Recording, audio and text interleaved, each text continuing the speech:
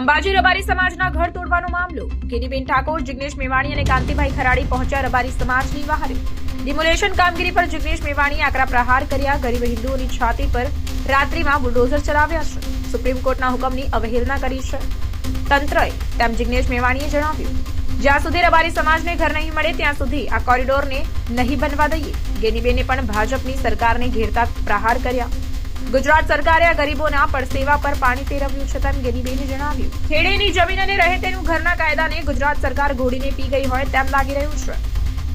Reporter પ્રકાશ મીણા, બનાસકાંઠા। કોઈના દરબાર અને એમની સાથે જોડાવાળા આજ રબારી અને જે આપણા રાયકા કો કે પછી આપણે ભરવાડ કો, એ લોકોએ બધા એ શિવલિંગને બચાવીને જે સાડેશ્વર મહાદેવનું મંદિર છે, તમે ત્યાં જઈને પ્રત્યક્ષમાં જોઈ લો, એનું રક્ષણ આજે પણ કરે છે એ લોકો, બરાબર। એટલે અમે લોકો દૂર બોલાવીને કોઈ ઘર નહોતા બનાવ્યા, જાતે દિવસ રાત મહેનત કરીને આ પહાડોને તોડીને બાવળ હતો ને એને કાપીને જાતે પોતે, અને એ તમારી પીઢી આખી મરી ગઈ એમાં આ ઘર બાંધવામાં। અને આજે તમે જુઓ છો કે અમારી સત્યા કયા રવાડે ચડી છે।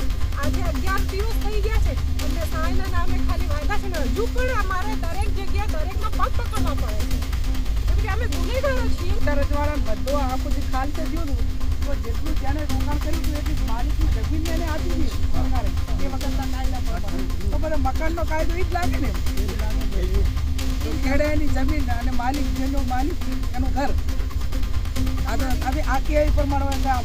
જે કોરિડોર બનાવવા માટે કરીને ગુજરાત સરકારે જે વર્ષોથી અહીંના તમામ સમાજના લોકો, ગરીબ લોકો એ પોતાના પરસેવાની કમાણીએ મકાન બનાવીને નાના મોટા મકાન બનાવી નાના મોટા ધંધા રોજગાર સાથે ગુજરાન ચલાવતા હતા।